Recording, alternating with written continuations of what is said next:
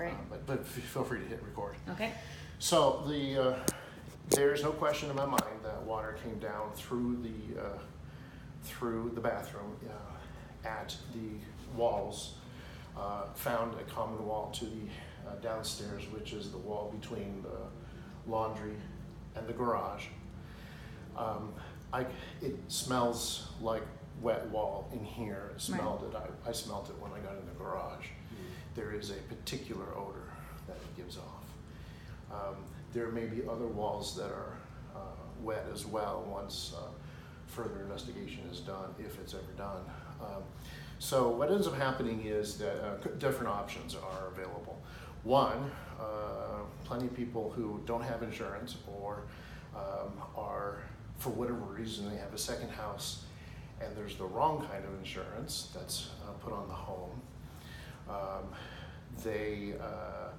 Then what ends up happening is they have to make a choice. They either dig into it and get all the way back to a clean, decontaminated phase, which in this case probably means removing a good portion of the walls down here, the floor, upstairs in the bathroom, and the door jambs both here and upstairs. And so there's a fair amount of demo that's going to be required, and then decontamination. It's the decontamination part that's expensive, not the demo per se. It's decontaminated, it's certified by somebody like me, because I don't do the work. So I have no vested interest in whichever direction you pick. Right. Then typically somebody like me comes back to take samples and certify that there's no remaining mold, and that closes the book on the liability moving forward. Right. That's option one. The most expensive option is the option that some insurance companies pay for. Lock, stock, and barrel. Some insurance companies pay up to $10,000, and this would probably be within that range. And assuming it's not, spread to other areas that we just don't know about yet. Most insurance companies don't cover mold in any form, but they will cover the water damage, which is the majority of the damage, frankly. So so option two is to contact the insurance company and actually see what they're going to do. There is an option that some people will choose to do, just let it dry. As you can see, it is not creating a real visual cosmetic problem. Replace the carpet that's has the mushrooms growing in it. And then once it's dry, do whatever painting and cosmetic cleaning that's necessary, and then you're done. Yes, you have mold in your walls. Yes, you had mold. You actually have visible mold in the carpet. And so that brings up the third issue, which is that when the property is sold, there's going to be a disclosure.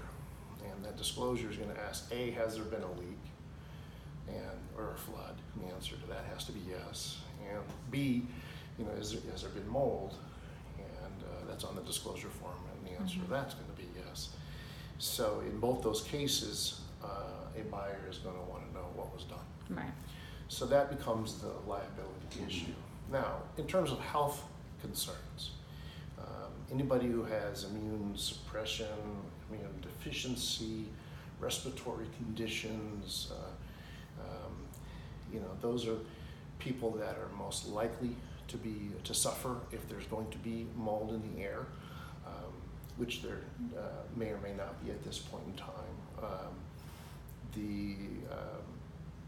The majority of the population is, frankly, eats mold for breakfast, or eats it with our salad and blue cheese dressing.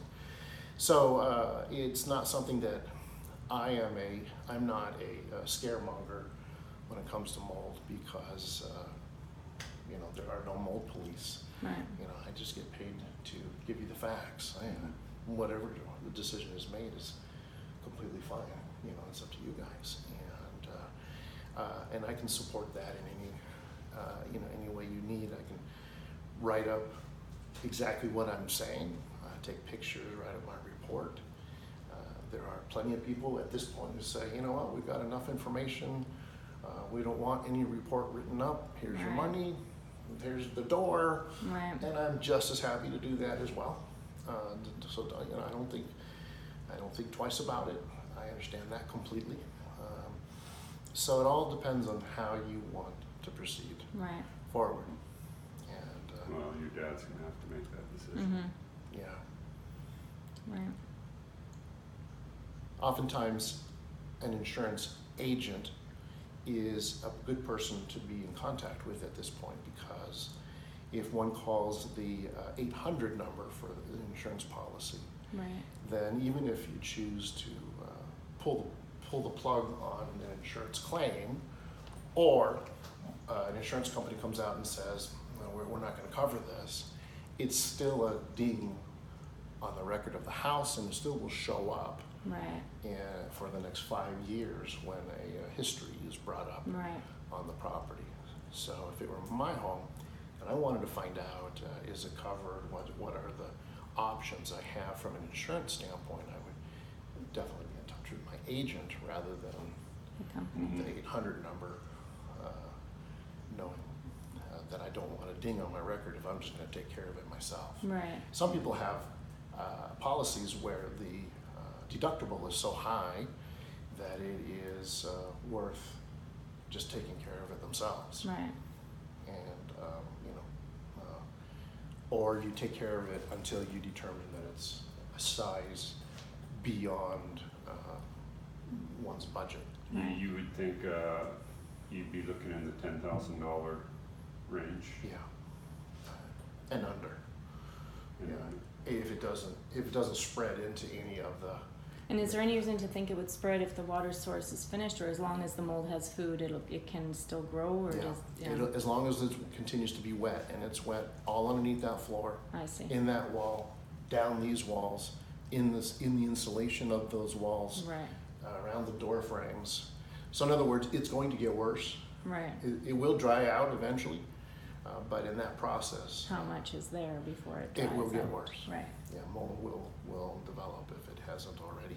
Right. And more than like, all it takes is about 48 to 72 hours for significant mold to grow, then a couple of weeks for really significant mold to grow, and then beyond that. So you hear this black mold, like is that black mold, is that what that is, or? Probably. Now, I say it that way because black mold is a particular type of mold, and that's called Stachybotrys. Stachybotrys does not naturally occur, by and large, in people's homes.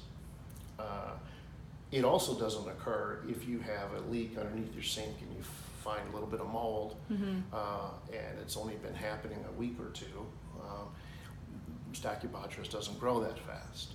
What it does do is grow very slowly and aggressively once it does grow. And what happens is it eats up the other molds. And this is a perfect environment for Stachybotrys to take hold because it's been here for a while.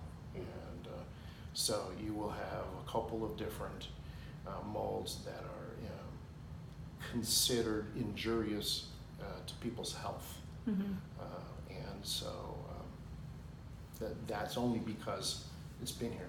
Now, almost every leak has some amount of mold that grows. Right. And usually we don't care because mold is naturally occurring. So it becomes a matter of, is there too much mold? And in this particular scenario, one of the reasons we're not seeing a lot of mold is the paint job. Right. The kind of paint does not, both in the laundry room and upstairs in the bedroom or bathroom, is semi-gloss paint that has a tendency to seal in the wall system. And so the mold is hidden behind the baseboards, underneath the floor, inside the wall system itself, Right. that kind of thing, if it exists, assuming it exists. Right. So is it a matter of like you walk in here, breathe black mold, death to you kind of a thing? Not Is it- necessarily. If Right. you, so for example, the other mold that goes along with black mold that survives black mold's attack is penicillium. Right. Penicillium is a mold that grows whenever there's water damage. And penicillium is one of the derivatives of penicillin. So if a person who has a severe allergy to penicillin, they go into anaphylactic shock. If they came in this home, That's they neat. may go into anaphylaxis. Allergic Um, reason.